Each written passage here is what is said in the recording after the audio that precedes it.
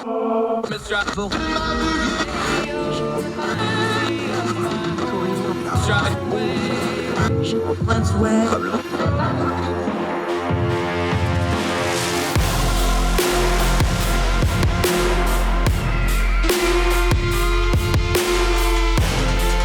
your host, Andrew Donaldson. This is Heard Tell.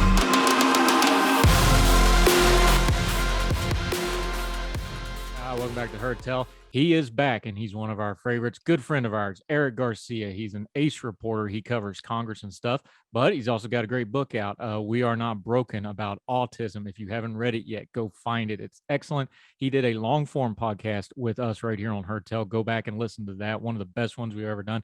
In the top 3 listen to podcasts we have ever done. Eric, how are you today, my friend? Doing all right. How you doing, my friend? I always enjoy talking to you. We're going to talk Congress and politics and your day job here in just a little bit, but I want to start on this disability thing for a second, because we had a viral video go around. You commented it on Twitter. I commented on it on Twitter. This young lady, Elizabeth Bonker, who was the valedictorian of her class, she got to give the speech. The thing is, with her particular disability set, she's nonverbal or limited verbal. I'll let you set up the story here, because the way it kind of went viral, and it was a feel-good story, and the vast majority of people treated it that way, but there was an element. So I want you to set this up for her, what this young lady did and what it meant for her to give a valedictorian speech in the first place. Yeah, so it looks like this young lady, her name is Elizabeth Bonker. She graduated valedictorian. She's a non-speaking autistic woman, and she apparently had trouble. Autism is a communication disorder, and a lot of autistic people, can't speak. And apparently she was able to do this because she had a communication device. But the thing that stood out to me was she talked about I think that it was framed as a feel-good story, as, wow, look at this autistic person who graduated college. And that's amazing. And I'm not taking away from that. Is amazing. But like, when I think about it, I'm like, why do we think that's amazing? Well, it's because we don't think that autistic people can go to college. And she specifically said it was because she had the help of a support worker or a support person who, and offered this service for typing devices. Unfortunately, a lot of autistic people don't get those devices and don't get those tools. So I think that is one of the other things. And I think the other thing that stood out to me was Ms. Bonker mentioned that her principal said that R word couldn't be valedictorian. And I think that it was framed as a way of, oh, wow, she overcame being this. But I remember being really kind of disturbed by that. I was like, this person, her principal said that? Excuse me? So I mean, I think that it was, I don't want to come off as being, as taking away from her. She obviously accomplished an amazing thing, but I think what it ended up feeling was like, I think that autistic people I know who shared it for very different reasons than the general public. A lot of people on Twitter was like, I'm not crying, you're crying, or this is so inspirational, things like that. And I was, the coverage felt almost lacking. That's not to say some NPR did a great example of like what the program she was doing and what she wants to do and what she wants to, but a lot of it just felt like filler, kind of non-substantive. And that really I really didn't like the way that it was framed. Yeah, we talked about this when we covered your book on Heard Tell, and folks need to go back and listen to that conversation. I'm really proud of it. It was fantastic. But when you did your book, you talked to some of these families and these people that do this. I just don't think we've really set in how much technology opens doors like this for it. And it stops where, before, like my mom's generation, she was a special ed teacher. It was all on the special ed teachers and the care providers to do this. Yeah. You don't have to have any special training to get these people technology things that can do a lot of the lifting for you and really open up their world, can't you? You do not need as much training, or you don't need to necessarily be a specialist. It opens plenty of doors. But like when I tweeted this out, like I got some responses about like how this is amazing. This is something that like is going to change kids' lives or autistic adults' lives. I was just talking one young gentleman who everybody needs to know about. His name is Hari Srinivasan. This weekend, he just graduated from Cal. I interviewed him for my book. He is not speaking. Same deal. He, for a long time, people didn't assume anything from him or didn't expect anything from him. He just graduated from Cal. He's now on the federal government's advisory committee for autism. Unbelievably brilliant, unbelievably talented, and he's a poet, he's a writer, and it was just that small thing of like this piece of technology and this service opened countless doors for him. And I did another event in the Bay Area of California with another young man.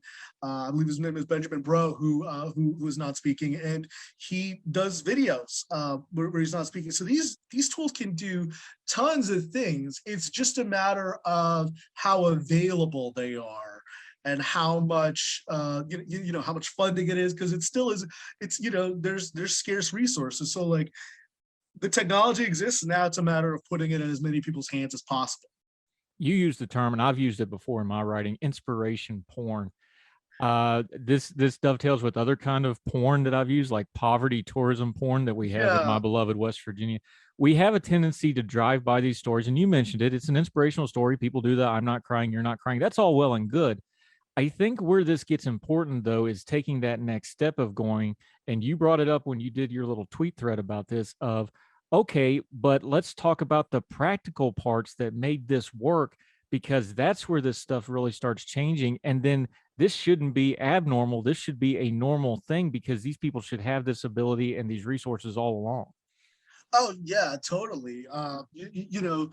Because like, I mean, I think to your point, when I went to West Virginia, even for my book and about poverty porn, I was really adamant about not being condescending toward West Virginia. And I think it's because I'm a person with a disability, and I've seen like when people kind of commodify it. And I should say the term inspiration porn was created by the late Stella Young, one of the who passed away a long time ago. She was a disability rights activist. And I think that the thing about it, the term inspiration porn or poverty porn, is that it's not meant for the person who's the subject of it. It's meant for the consumer to consume, either to say, oh, look at these poor people in West Virginia, or look at this poor disabled person who is so inspiring. And I think my whenever I, because a lot of people, because like the word inspiration is really strange, isn't it? Because like a lot of autistic people have told me after I wrote my book, you've inspired me. And I'm like, great. I'm really happy that I'm able to provide that example. But like, I think what a lot of people say to me who aren't autistic or who aren't disabled are like, you're so inspiring. I'm like, okay, I inspired you to do what? What do you, did I inspire you to just deal with your daily lives, or did I inspire you to change things, or did I inspire you to look at autistic people differently? Did I inspire you to make things better for autistic or disabled people? What did I inspire you to do? So inspiration is nice, but like, I think about it, it's like inspire, it's like put in breath, like you breathe in life into something. That's literally like the roots of the word. So like, I think about it, it's like, okay, what did I breathe in life for you to do, Talking to Eric Garcia, our good friend, great reporter. The book he wrote on autism is We Are Not Broken. It's fantastic. You can find it anywhere. Just Google it. It'll pop right up. Let's do a little bit of nomenclature while we're on the subject, though. We're seeing the word more and more ableism. Both in reporting, people are pushing back on it a little bit, but you're the expert on this stuff. Define that word so that it's properly used, because I've seen it used both ways, where it's used as a real good tool to kind of dig into stuff. I've also seen that term abused quite a bit, especially online and social media. Define that word and how we should and shouldn't be using it, if you would, please. Yeah. So I do a lot of work on this, but like I borrow from what, so like I'm not, this is from what other people have said. Ableism to me, and from what a lot of other people have said, is any type of barrier that prevents a person with a disability from living life in a way that any person without a disability could. So this could be anything from the lack of an elevator in a in a hotel building, or it could be the lack of accommodations in a school. The lack of enough disability services in a school. It could be a television show using the R word, or using a kind of demeaning depiction of a person with a disability. Ableism is basically anything that perpetuates the barriers that people with disabilities have. So that is a very, very broad statement, and I keep it intentionally broad because there's a lot of people who argue different things, who are smarter than me. I'm still learning about it, but I think that's what that to me is as broad of a term as possible, I think. Yeah, Eric Garcia joining us. Let's talk about something that is very pertinent to current events when it comes to disability rights. Voting is underway right now. One thing Yes. that came out of the COVID moves to change voting laws that was kind of unintentional was it actually opened up a lot of disability type stuff for voters because it expanded how Yes. people voted. I will admit, I never really thought about this much until 2016. I got out of the hospital right before the election. I went to vote. It was actually the first time I'd really been out of the house after being in the hospital for multiple months. I had to use the ADA station because I couldn't stand up. I still had tubes in me. I had the backpack with the pumps and all that. And the poll worker didn't really know what to do with me because they weren't well, and I don't want to bang on them. They just weren't well trained. If I'm like, look, it's surgically attached. No, I can't put my bag down. This kind of things. Like, I had to sit down to vote. It changed my perspective totally. You've talked about it before. This is going to be the first election after a lot of those COVID restrictions, but there was a lot of disability positive things that came out of that we need to apply to elections, isn't there? Yes. So the interesting thing, a lot of people didn't know, that I didn't know until reports came out, and I believe there was. I have the report in front of me that disability turnout increased 6 percentage points to 62% in 2020. Now, this isn't to say that there weren't barriers. I think of the late, she just passed away, Cheryl Grossman, who was a disability rights activist not too far from here in Maryland. For example, because people with chronic illnesses couldn't go out, they had to post their ballot on the door, and that might have compromised, the secrecy of the ballot. But for a lot of people with disability, mail-in ballots or drop boxes literally opened up doors and barriers that otherwise did not exist. Incidentally enough, there was I know a few people with disabilities who orchestrated during the Georgia runoffs, orchestrated drives for like literally driving people with disabilities with mobility impairments to go drop off their ballots in drop boxes. So that was one of those things that, in a weird way, while COVID was such a such a double-edged sword for so many people with disabilities, because on one end you had students with disabilities not being able to get their services through their IEPs. At the same time, a lot of college students with disabilities were able to, their classrooms became much more accessible. On one end, it was, a lot of people in congregate care settings died, or a lot of people with comorbidities died before the vaccine came out. On the other, it was you had an increase in disability voting turnout. So it was it was such a difficult time for a lot of people with disabilities, as a whole. The pandemic still is, but that was one of the most fascinating things. Was you saw this incredible show of force for voters with disabilities, when typically, as you said before, there are a lot of poll stations still aren't as ADA accessible. A good friend of ours, somebody you and I both follow, Grace Panetta, she's noted that a lot of Native American polling stations aren't necessarily ADA accessible. It's not because of any kind of malice or anything like that, but it's just because Native American communities often don't have the resources. So this is a real thing. Yeah, and getting to experience, to my own shame, I'll put my hand up and wear that hat. I should have thought of it ahead of time, but when you experience it, you notice it Yeah. really, really. Like, I can't stand here for 5 minutes and read this ballot. I gotta sit down, and just little Exactly. stuff like that. And mine was medical, so it was temporary, but still, something to keep your mind on. Make sure you're checking on your friend. This is a good point to do a public service announcement too. If you have friends and family members with disabilities, go with them to vote. They may need a little bit of help. That is allowed Yes. under the laws. Make sure you do that. Eric Garcia joining us. We're going to take a quick break on Heard Tell. We come back. We're going to make him put his day job hat back on, talk a little Congress, talk about what our Congress critters are up to, midterm elections, all that good stuff. The great Eric Garcia, our good friend. More Heard Tell with him right after this. I drop bombs here.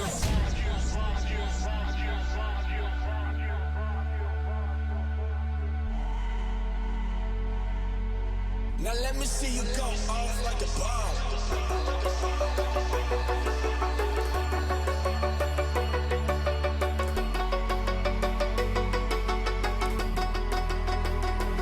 Welcome back to Heard Tell. Eric Garcia, ace reporter. He writes for The Independent. He contributes all over the place. We've talked about his passion before. Now we're going to talk about his day job. He covers Congress.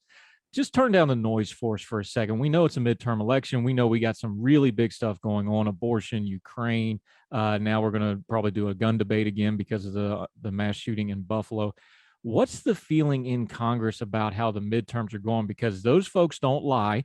They're the ones with the skin in the game. We're hearing a lot of talk about front benchers, back benchers, different factions. What's the mood in the halls of Congress right now? So I think right now, so last week there was the vote on the Women's Health Protection Act, which was Democrats' legislation on Roe v. Wade. Basically, they said to codify it. Republicans said it went too far, and they said it went beyond Roe. Senator Susan Collins and Senator Lisa Murkowski said it. They just wanted the strict protections for Roe. So, but what's funny about it is that there was almost this feeling of this was a meaningless vote. Not a lot of senators were sitting in their desks during the vote. People were filing in and out. You didn't get the feeling that this was very high stakes. And I think that for a lot of, I think for that reason, there was almost kind of this feeling. I asked Senator Gary Peters, I was like, do you think this, will this have any kind of effect? I said, the only senator who you guys really want to get on record is Ron Johnson, because the other state seats, Senator Richard Burr is retiring, Senator Pat Toomey's retiring. Those are the only two real flippable seats. And he says, we're going to find out. So there was almost kind of this feeling of, like this has no, Republicans kind of, that's Democrats. And then Democrats were kind of like, we know that this isn't going to pass. We know there's no chance of it passing. And that was even before Joe Manchin came out against it. So it didn't even need a filibuster because it was 51-49. So there was that. I think the other thing that everybody's focusing on right now is there is, talk about passing the Ukraine aid. It passed overwhelmingly on the House side. It was going to pass on last week, I think on Thursday or Friday. Then Rand Paul blocked it. It's a $40 billion package to Ukraine, and he just wanted to add like some new parts right on the floor. He didn't, not even in committee. But I think there's this feeling in the midterm. I think Democrats recognize, okay, we might lose the House. It looks pretty clear that we might. So we're going to just focus on doing what we want, passing stuff we want to do. Right now, of course, they had to focus on the, right now they're already doing legislation on the baby formula shortage. I don't know how, even if the legislation were to pass, if it would go through the Senate, because there's talk about, importing, increasing imports from Latin America countries. But again, it feels like a lot, the thing of it is that you're starting to see people go from governing mode to campaign mode. You're going to see that a lot in the coming months as primaries roll around. Tomorrow is the beginning. Tomorrow, North Carolina and Pennsylvania have their primaries with, North Carolina's most famous freshman, Madison Cawthorn, is up in a tough primary. So right now, I think there's kind of this feeling of doing the stuff they need to do, which is pass Ukraine aid. They already passed the omnibus spending bill. They're trying to pass a COVID relief package. And there's kind of just this feeling of, we need to pass stuff to at least show our voters we're trying to do something, but it's not really going to get done. You're going to see that. You see the same thing with gun stuff. They're probably going to have a vote on the gun stuff, one kind of vote on guns, but they know it's not going to pass with a 50-50 Senate. So lots of failure theater is what you're telling me here. Failure, that's a good line. Failure theater. And one of the things that I think is that a lot of Democrats are saying, we want to at least show that we're trying. And I don't know how much that motivates Democratic voters, because if you're a Democratic voter and you see both houses, you have both houses of Congress and the White House, you're kind of looking at like, well, what in the dickens is going on? I thought that, we had a majority, but obviously there's the filibuster. Obviously you have people like Joe Manchin and Kyrsten Sinema, and even some moderates like Chris Coons and others, but like, there's almost this feeling of what gives. Meanwhile, Republican turnout is already going to be high because it's a midterm. It's just a matter of, is it going to, so I'm not convinced that it's going to juice up Democratic turnout, at least for now, at least what polling says for now. Yeah, Eric Garcia, he's the congressional beat cover for the Independent, along with a lot of other places he writes. You just mentioned North Carolina. One of those senators a lot of people may not even think of or talk about. Turns out he's been driving a whole lot of the news cycle the last few weeks. You mentioned Madison Cawthorn. Did you know Thom Tillis was this much of a killer? I knew he was a killer back when, so I got my start covering news back when I was a student at the University of North Carolina, and covering the General Assembly, like, because I took a class where you had to cover the General Assembly because it wasn't too far away. And I kind of knew that Thom Tillis was a killer because he was, back in 2010, he was the one who raised all the money and recruited all those candidates who helped North Carolina Republicans take back both houses of the legislature for like the first time since 1898, and helped them win a trifecta when McCrory won, who he's known for a while, in 2012. He is often, he has his, politically he's very vulnerable. His negatives have always been very high. Even when he ran against Hagan, obviously that was a blood feud. And then even when he lost to Cal Cunningham, his negative, people's attitudes about Thom Tillis never really changed. But he's a silent killer. And when he wants to be ruthless, he can be ruthless. I've said in the past he should be NRS. If Republicans were smart, they'd make him NRSC chairman because he knows how to win the suburban areas in North Carolina. And that's obviously a big place where Republicans are lacking right now. He's obviously a lot more astute. He comes from a suburban area, Cornelius, which is a suburb of Charlotte. And yeah, like, it doesn't surprise me that he's decided to go nuclear on Madison Cawthorn. And I have a piece that just came out this morning where I talk a little bit more about why he decided to go in on Cawthorn. And just to be clear here, I think Cawthorn deserves every bit of this because he shouldn't have been in there in the first place. But it's pretty clear that I think it's somewhat organic, but whoever called the code red down on Madison Cawthorn, I think a lot of those roads go to Thom Tillis and his network. Yeah. Oh, yeah, totally. I mean, I think that one of the things that happened was, if you remember, he tried switching districts, and when North Carolina did redistricting, and then it was a district that Speaker Tim Moore, who was Tillis' successor, was going to try to fill, and Cawthorn called him a go along to get along guy, which is weird because as long as I've known Tim Moore, he may not be MAGA, but he's conservative. He was the guy behind the bathroom. He's not shy and subtle, and you don't have to go looking for him when you cover North Carolina state politics. No, he's very conservative. So when Cawthorn called him a go along to get along, I was like, excuse me, this guy's conservative.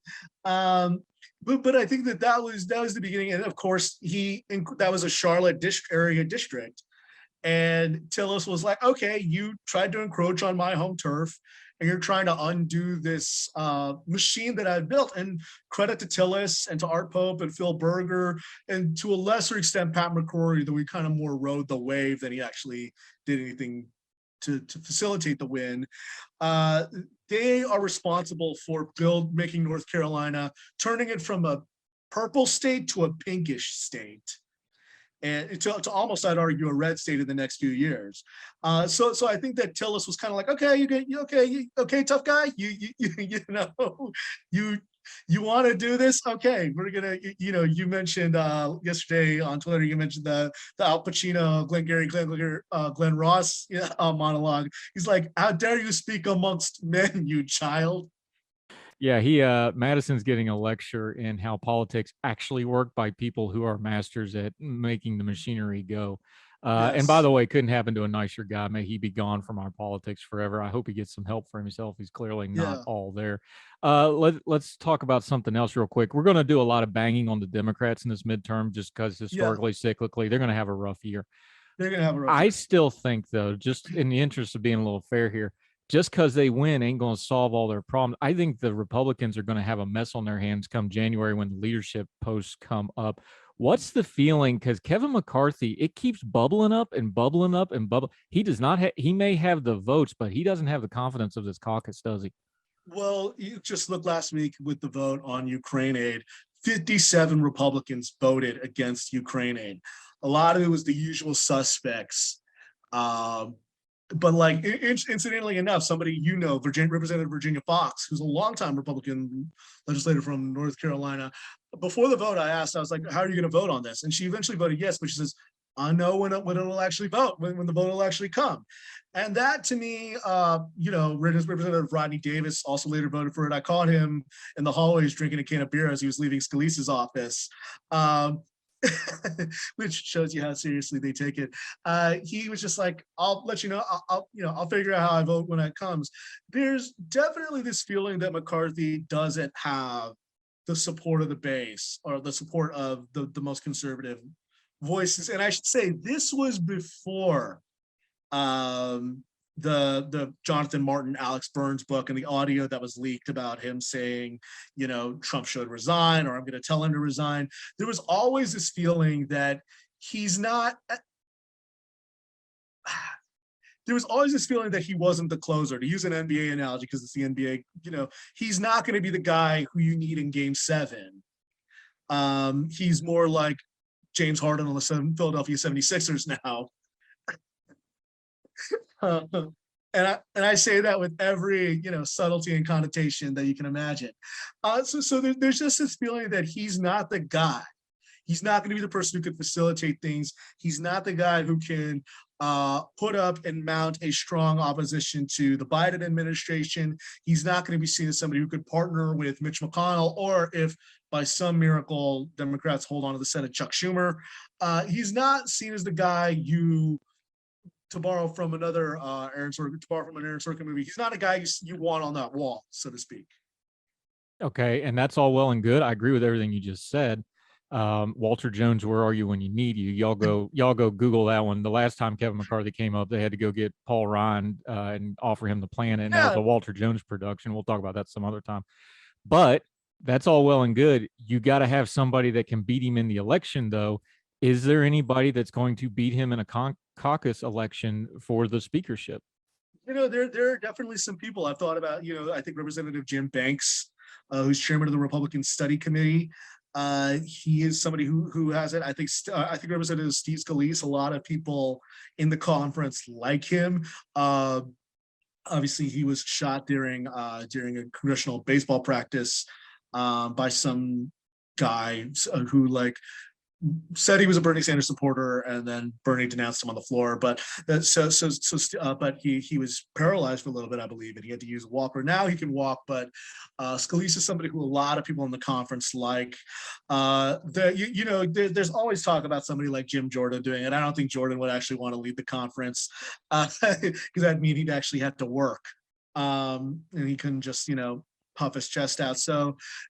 The question is, this is the ultimate problem with any of the people who move up in Republican leadership, because John Boehner started out his career as a bomb thrower in Congress and ended up by the end of it being, of course, being Education Committee Chairman, and did No Child Left Behind with Ted Kennedy. He was seen as a heretic, and he was ultimately booted out. Paul Ryan started out as kind of a hellraiser with Mike Pence coming up, and they got elected around the same time. Then eventually he was seen as insufficiently conservative. The difficulty for any Republican leader, and it's different a little bit for the Democrats, is that eventually you would, by virtue of having to govern and by virtue of having a Democratic president, you're going to be seen as insufficiently conservative. You're going to be seen as insufficient. You're going to be seen as a rhino. You're going to be seen as any of those things. And eventually people are going to get mad at you. And that's what led to John Boehner getting booted and Paul Ryan eventually saying, forget this, I quit. That's going to be that. So the question about who would fit that mold, it's difficult to say, because even if and it looks like it would be a guy, it might be, some people talk about Elise Stefanik, but I don't think she has the votes yet. But any guy or girl who gets to that point, eventually, by virtue of being in leadership, you're going to be seen as a rhino. So I don't know if anybody else could mount that kind of challenge. I think the best person, honestly, I think is Jim Banks, who's chairman of the study committee, but that's just me. Yeah, and keep an eye on Elise Stefanik, because she didn't sell her soul just to be on the third post in the Republican No, Congress. She's got didn't. ambitions. But that's another story for another day. And that's also, by the way, why she's getting all the attack and flack with the New York thing too. People want to go ahead and knock her down now. A lot of machinations. Our friend Eric Garcia, he does great reporting work. He writes at The Independent. He also contributes to other places like MSNBC and all over. But before you pump all those things, make sure you tell everybody where you can get the book. We started out talking about autism and spectrum and disabilities because it's such a great book. I've read it. I've had you on before about it. Tell folks when they find the book, and then tell them about your social media and the political stuff that pays the bills. Sure thing. We're Not Broken, Changing the Autism Conversation. It's out of bookstores now. We got the paperback coming out August 2nd. You can pre-order those now. The first people who post and I'll just do it. Let's just do a little giveaway. Why not we? The first 50 people, 50 people who post a link of this podcast and a pre-order of the book will get a signed nameplate from me. Just DM me and we'll do that. You can follow me on social media at Eric M. Garcia. You can follow on Twitter. Follow me on Instagram at Eric M. Garcia 14. And I always love coming on here. I always love talking with Andrew. So.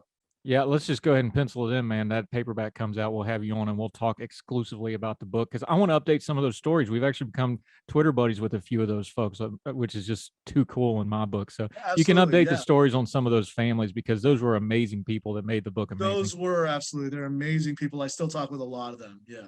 Let's plan on doing it. Eric Garcia, one of our favorites. Appreciate your work, sir. Thank you so much. Thank you so much.